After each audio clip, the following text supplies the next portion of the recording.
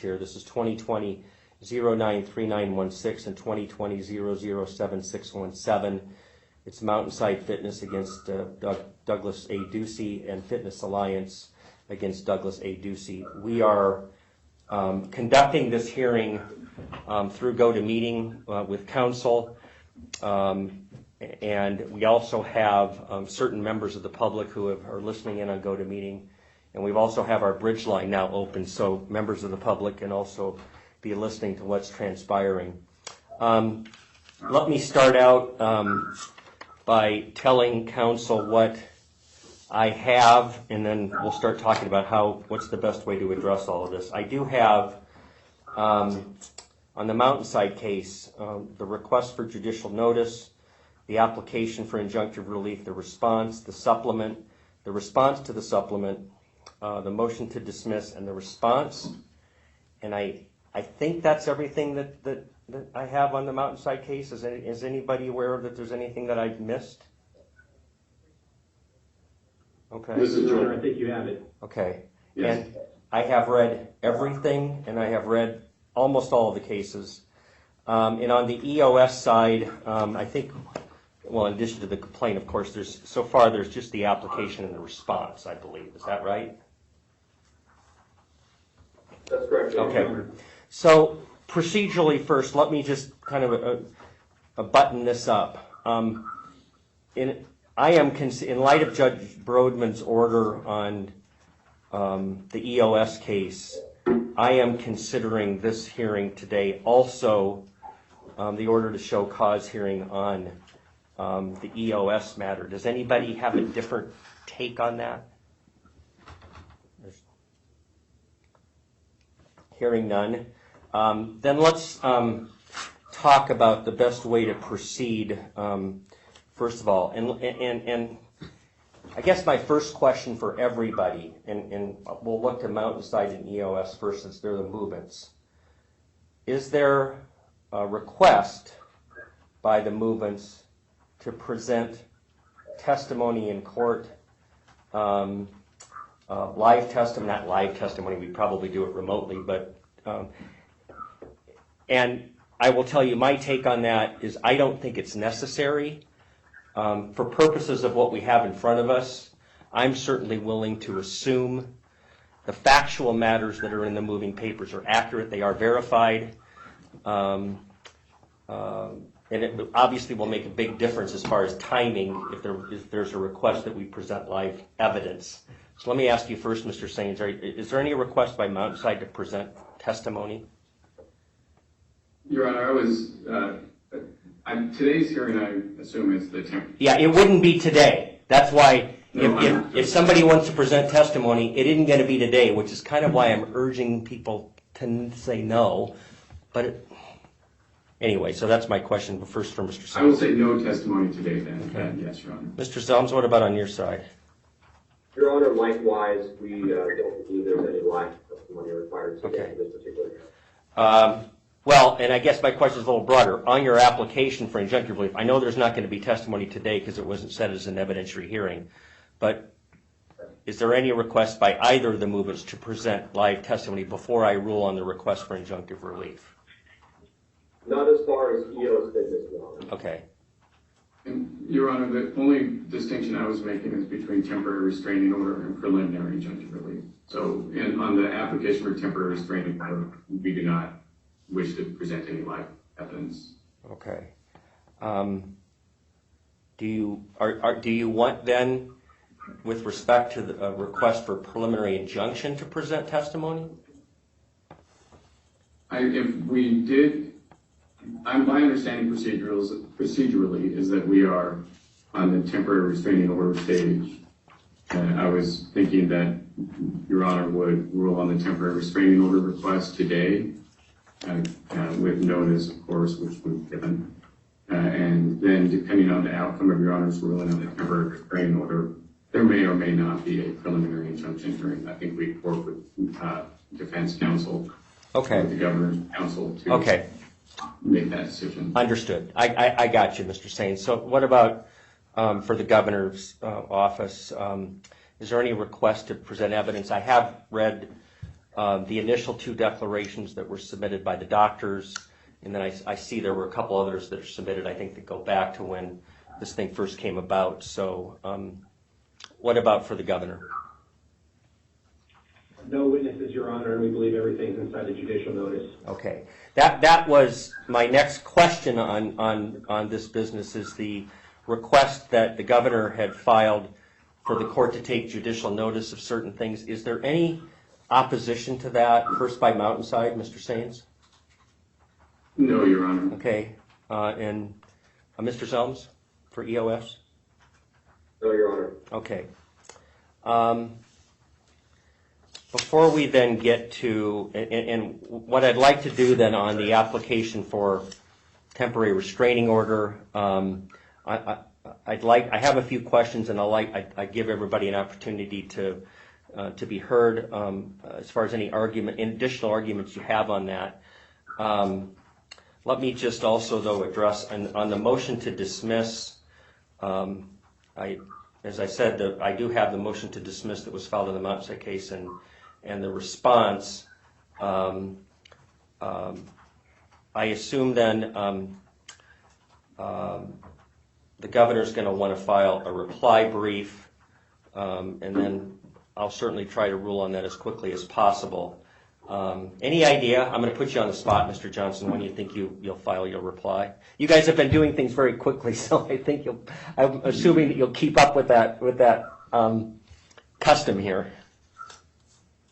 Oh, we hope so, Your Honor. 24 hours to turn around a brief, 2 briefs is always entertaining, to say the least, over a holiday weekend. So I'm not the most popular guy in the office. But, Your Honor, I think as a procedural issue, they filed an amended complaint. And if they filed the amended complaint, we then have to refile our motion to dismiss. You're absolutely right. I did see that, but I had forgotten for a moment that they filed that. So you're absolutely right. The motion to dismiss that's currently pending is then essentially moot. And so I guess we can defer that for the time being. Okay.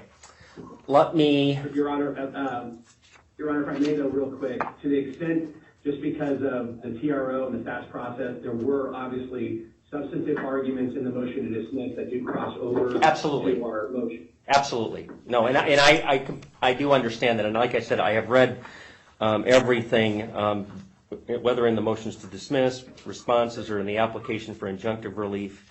Let me then go ahead on the application for temporary restraining order, injunctive relief. Look, I have a few questions, I guess, for the movements, and I'll ask Mountainside first, and then EOS, and then I'll come back to the governor's counsel, and I'll have a few questions for you too. And I should be then in a position. I don't think I've probably worked as hard as you all have this weekend, but I've worked pretty hard this weekend, so I'll be able to get a ruling out quickly, hopefully by tomorrow. So let me ask counsel for Mountainside, and I assume that's going to be you, Mr. Sains. Out of the arguments that you have raised, procedural due process, substantive due process, equal protection, and then this 26304, which argument do you think is your best? The substantive due process argument, Your Honor. Okay. So if we're looking at it, well, let me ask Mr. Zelms, what do you think? What's your best argument? Do you agree with that, or do you see it differently? I would agree, Your Honor, with the substantive due process argument. Obviously, there are nuances. Question as there would be nuances to my answer. We delve into a little more detail, but generally, I would agree. Okay. So let me then ask. I'll come back to you, Mr. Sains, on that question, the substantive due process. I mean, it's a pretty low threshold. I mean, there just has to pass rational basis.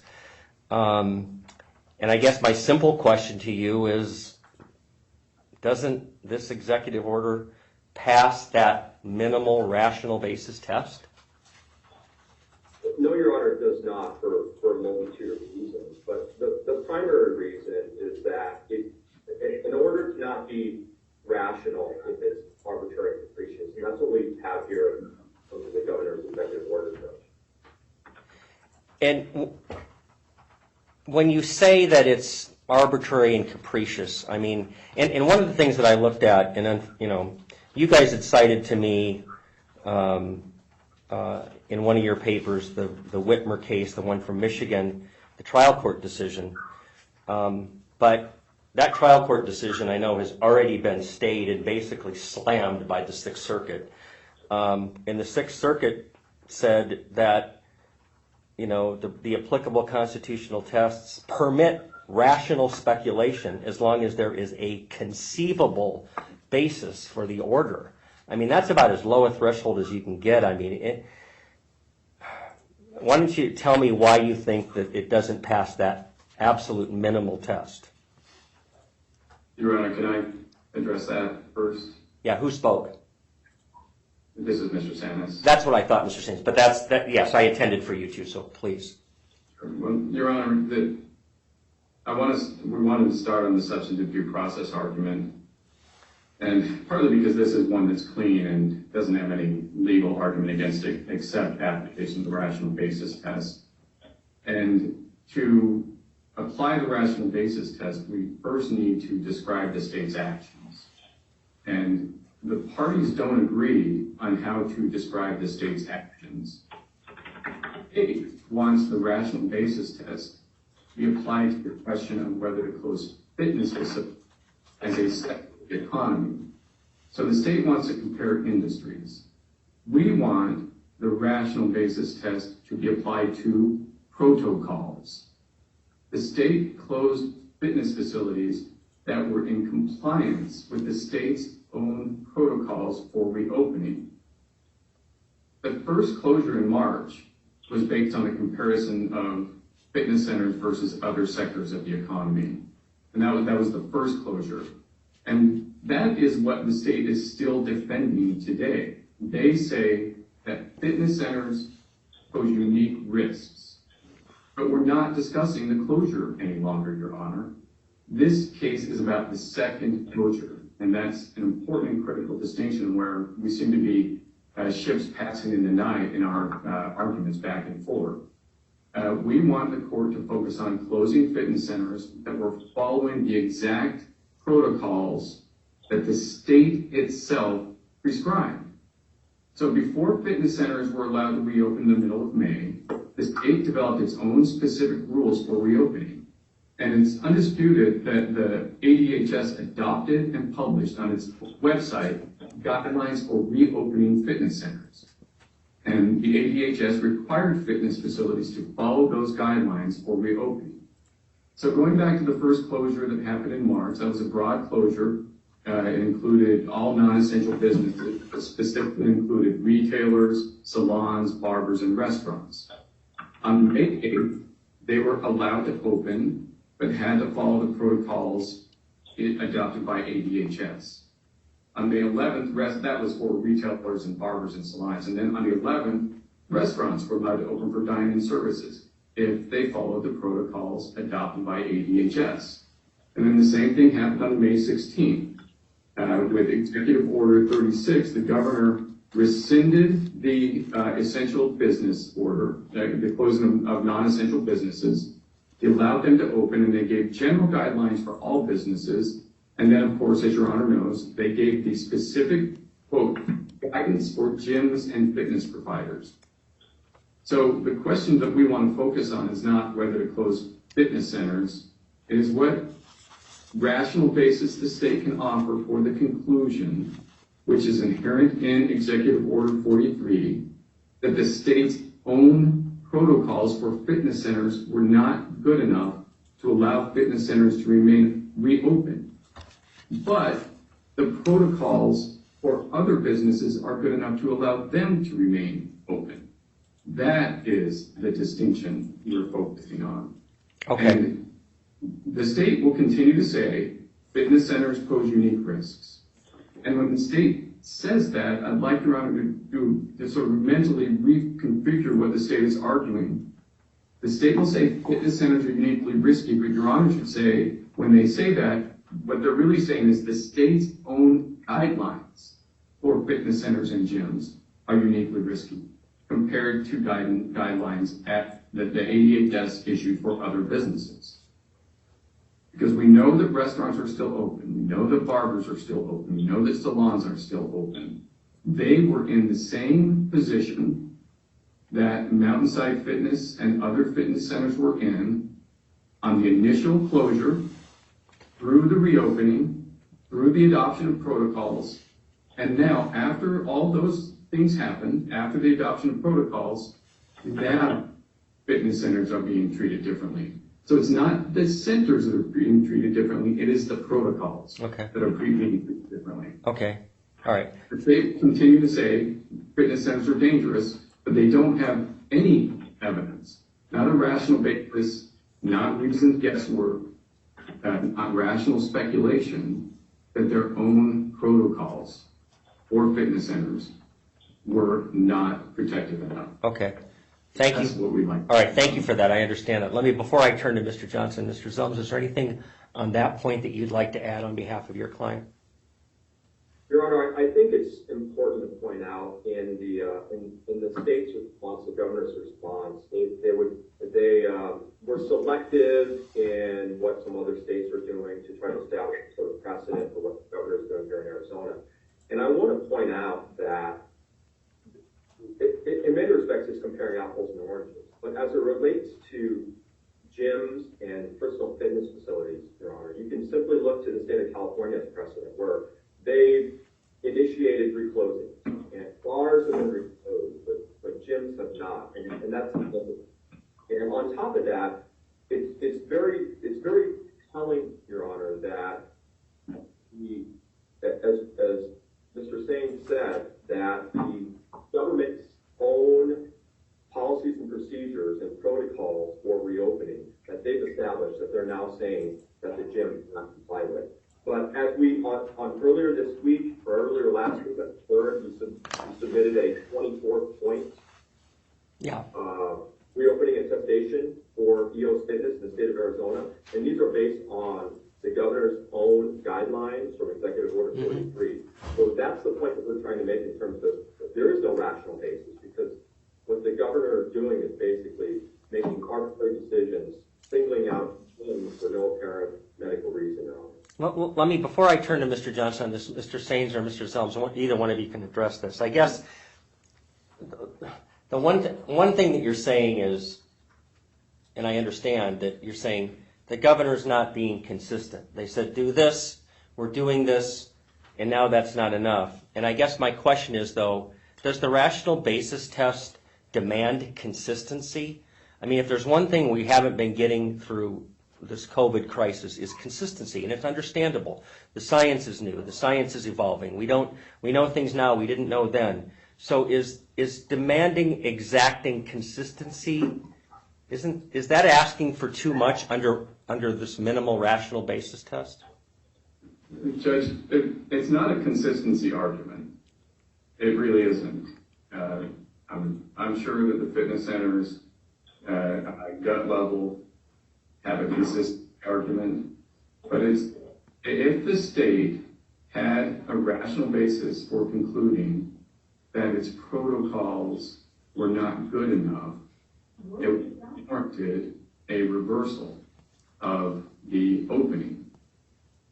They don't have any rational basis, no reasoned guesswork, no rational speculation why its own protocols were not good enough. There is no evidence of a single transmission of COVID coming from a gym in Arizona during the reopening period.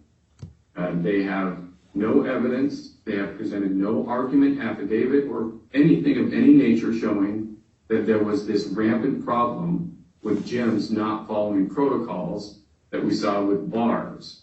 So when we come to bars, if I was representing bars, I would say the state has evidence that you were not following protocols as an industry. The state doesn't have any evidence that fitness centers were not following protocols. So I don't want to make it sound like we're just saying it was a whipsaw. We were open then allowed to close, and that's the substantive due process argument. Okay. Again, the substantive due process argument is there a rational basis for concluding that the state's own protocols, which were adopted in conjunction with the Centers for Disease Control and with the White House, are not good enough? Okay. And that's what we focus on. All right, Mr. Johnson, your turn. Since we're on that, why don't, May I just make one point? Thank you. who's speaking? It's Mr. Zell. Yeah, you can go ahead and finish that out, Mr. Zelms, yes. Just briefly, when we talk about consistency, your Honor is correct in there is no mandated complete 100% consistency required. We understand that. But this here is whether or not there's complete consistency or not, there can't be complete arbitrary decisions made based on no evidence, a lack of proof, a lack of contact tracing. That's our point here. It's not a consistency issue. It's the arbitrary nature of the executive order as it relates to things. So. Okay, thank you. So, all right, so Mr. Johnson, why don't we just address that since it was just raised, and I understand the argument that Mr. Saines and Mr. Zelms are making. It makes some sense. Why don't you address that? What's the rational basis now for the governor to say that our own protocols are not sufficient? Well, Your Honor, times have changed, right? So when those protocols came out, Arizona was in a much different state of COVID-19 when those guidelines came out. Because of the lack of social distancing in certain areas, mostly bars, on the tubing, and in regard to concerns about the gym, which is a different category when you read the declarations. That is, by the way, there is no speculation here. There is no speculation here. We have two individual doctors who are both attesting based off of their medical opinion at the highest levels of medicine in the state of Arizona that gyms need to be shut down because of the activities that are occurring in there. This is completely different than the Michigan District Court case where the attorney got up and just said they're bad, Your Honor. We provided concrete evidence that is unrebutted. There is not one medical declaration that's provided by the plaintiffs other than citing Norway. Now, don't get me wrong, I would love all of us to go to Norway right now, but it's not going to happen. The reality is that we have concrete declarations. In addition, Your Honor, about the arbitrary, that is applied to enforcement. That's not part of the rational basis test, because even the Sixth Circuit, when it was talking about the Michigan case, talked about it could be based off of speculation, that people are trying to address this very significant issue. In addition, Your Honor, it's not about the protocols. The protocols is not what is at issue here. Yes, those protocols were put into place earlier. Times have changed. That's why the state of Arizona needs until July 27th to put more guidelines in place and actually get the parties to attest. So that is the most significant factors here. The protocols are not good enough. By July 27th, the attestation period will be in place. Your Honor, I see you guys trying to ask a question. Well, that's okay. Two things, because I want to make sure and not lose track of this. When are the forms going to be available? Because everything I have in front of me says they're not available now. So when are they going to be available? Yes, Your Honor, and that's exactly what we hope. The state hopes to be engaged in collective, cooperative collaboration with the fitness industry to develop what's possible and what's not possible. And it's not based off the protocols that plaintiffs are talking about. Is definitely a starting point. However, it is the medical professionals that are going to have to do that. By July 27th, the state has promised to put something in place. But again, that may change.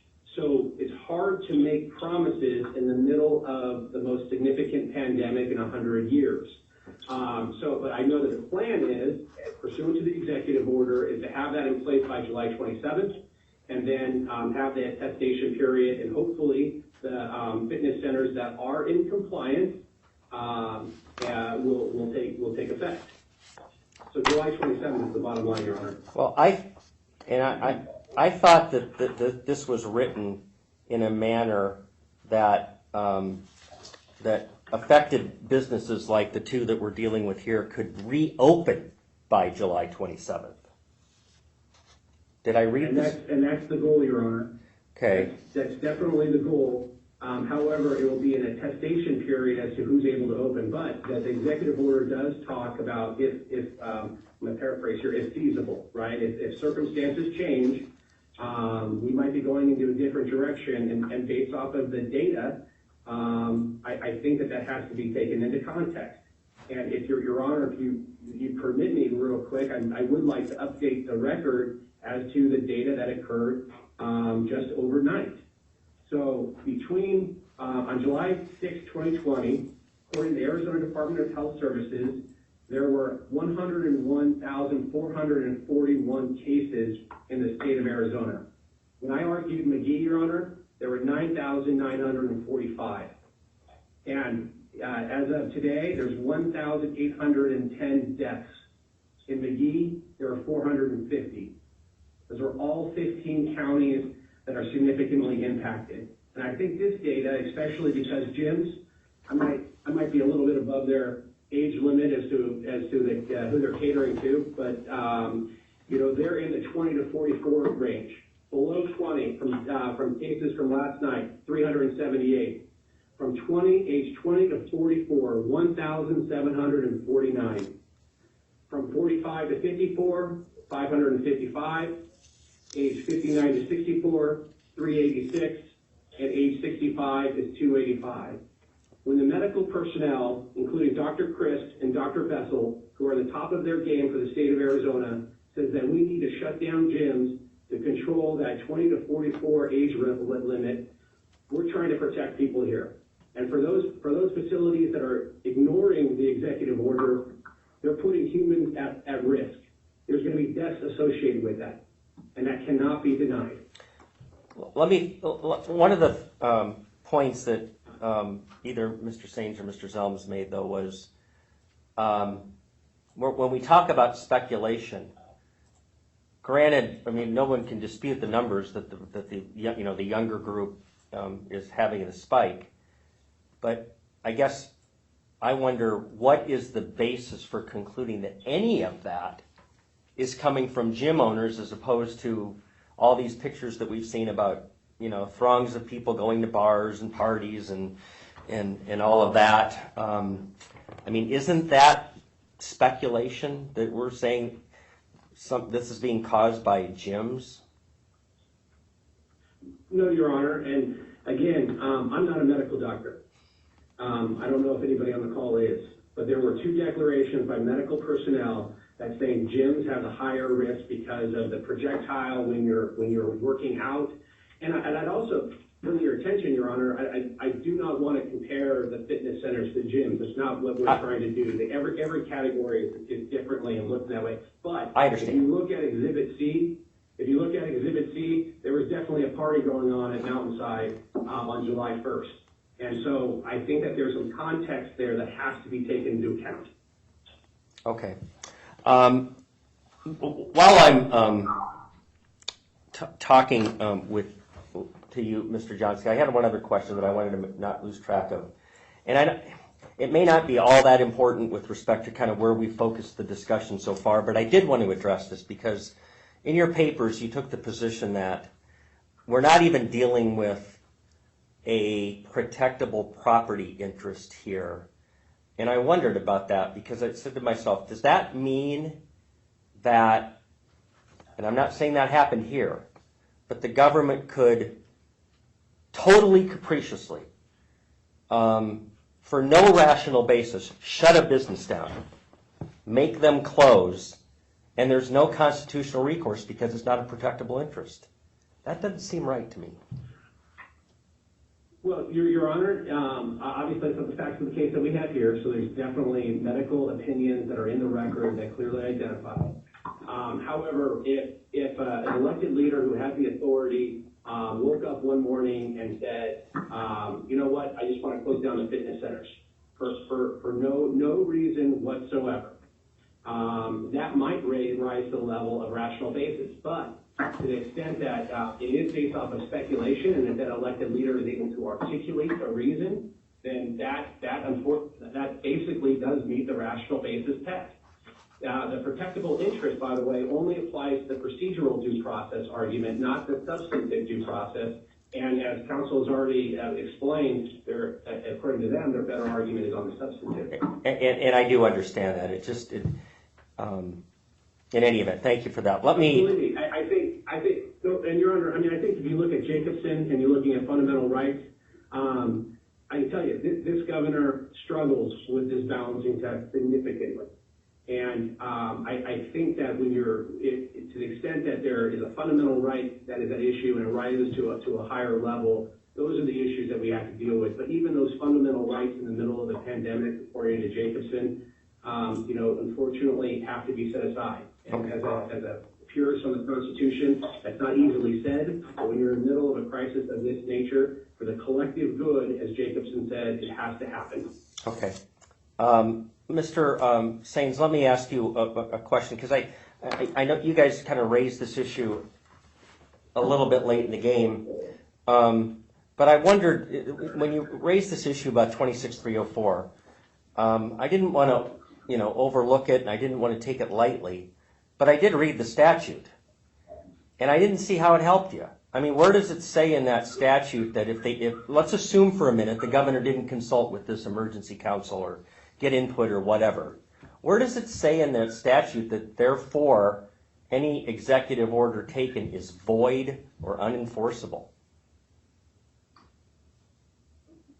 Judge, the investigation into 26304 was a response to the state's argument that the general legislation exception to procedural due process applies here.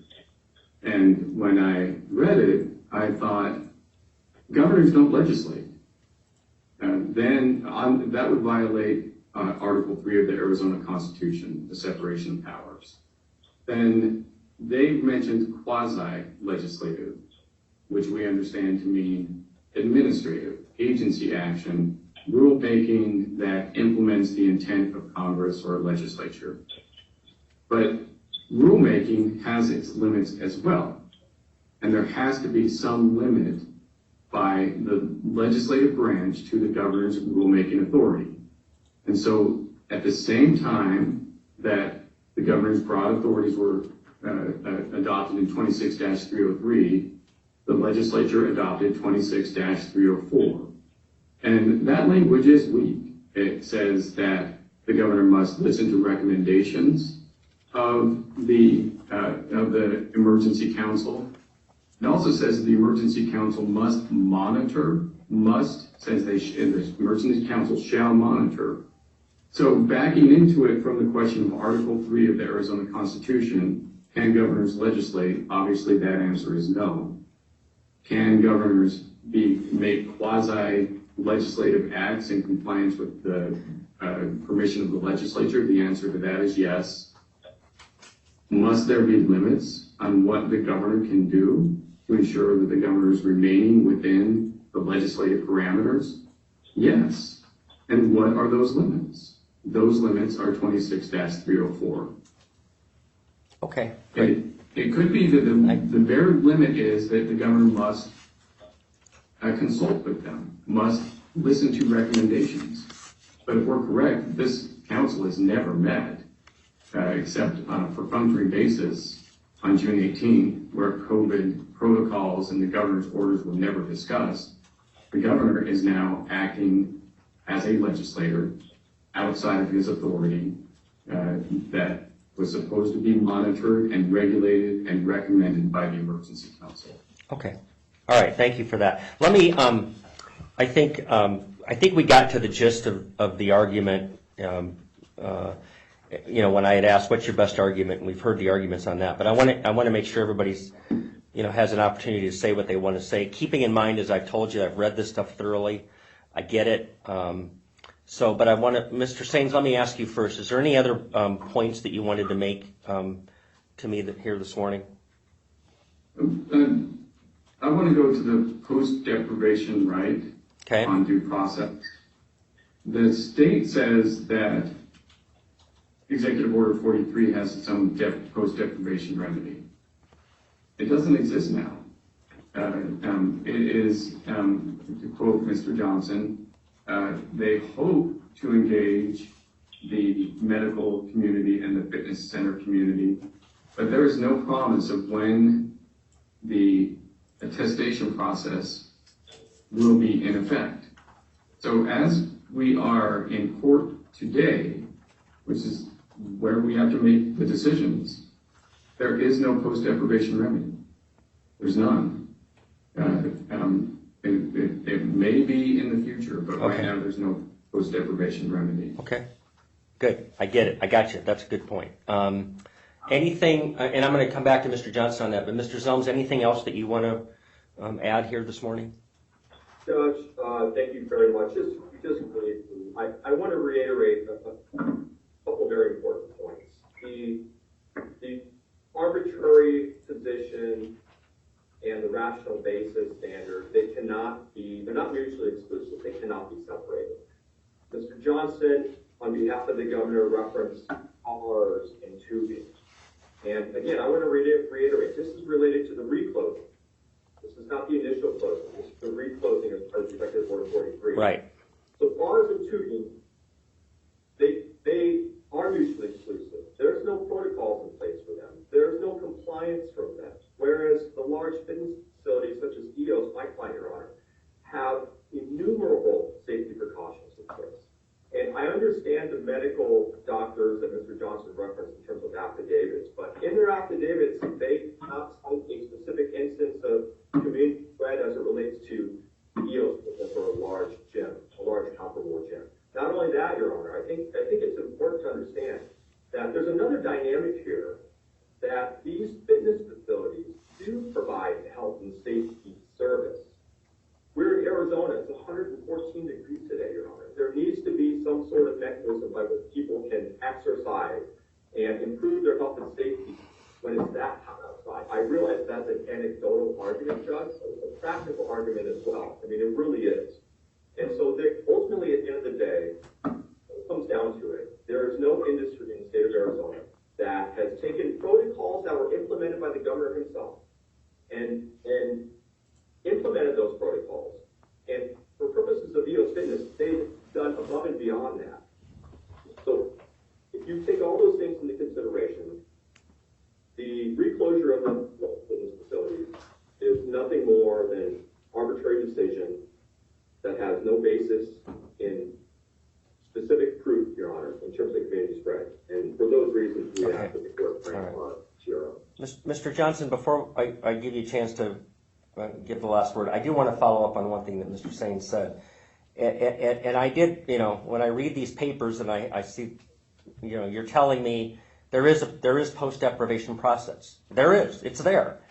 And your comments today have been less than reassuring that there really is. And I understand why, but you've equivocated. You've really not done anything to reassure these parties that there really is post-deprivation process. And so what if I conclude there isn't really any post-deprivation process? That this is right now that there's not enough in front of me to conclude that there really is. What happens then? Your Honor, first I would draw your attention to Benner, which specifically addresses that specific thing. So especially when the medical people are saying, you need to do this, the governor exercises the order, understands that there needs to be a process within those 27 days. Benner says, obviously, you can't have a process set up to deal with an emergency. The emergency is occurring. The emergency occurs during the 27 days. So until that time, that matter is not right. And in addition is that there has been something that's put into the executive order, and everybody has to follow the executive orders, regardless if they think that they shouldn't have to.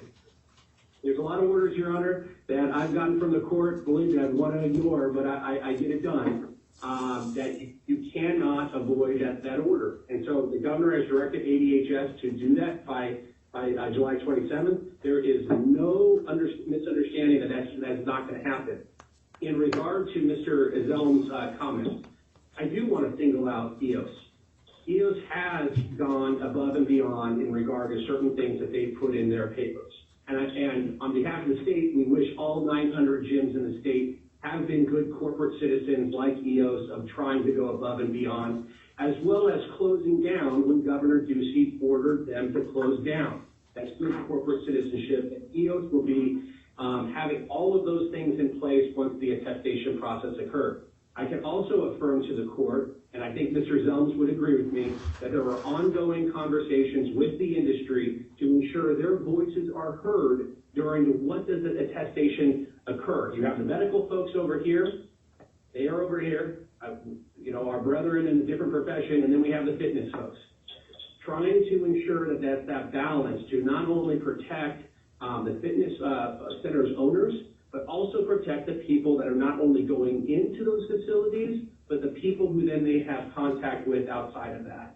So there is going to be a process. If Mr. Zelms or Mr. Son disagrees with that, then their issue would be ripe, and then you would be able to say that it's arbitrary and capricious as applied to them once that process is out. But until then, Benner instructs us that it's completely reasonable to, rather than rush a procedure that's not going to work, is to give everybody some time to be able to address it. Okay. All right. Thank you for that. All right. And I appreciate, first of all, I appreciate all the hard work that everybody's done.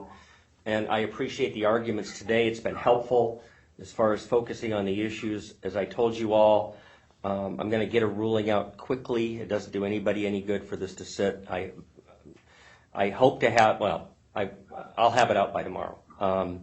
And I think then what I'll do, and I'll put this in the order, I'll probably set a status conference, maybe a couple days down the road, to just talk about, well, what do we need to do now? Do we need to schedule a preliminary injunction hearing, or what, just to talk about what we need to do next, whatever my ruling ends up being. So I'll let you know about that. So is there anything else then that we need to address this morning? Anything else on the plaintiff side? No. Mr. Zelms, anything? No, Your Honor. All right, Mr. Johnson?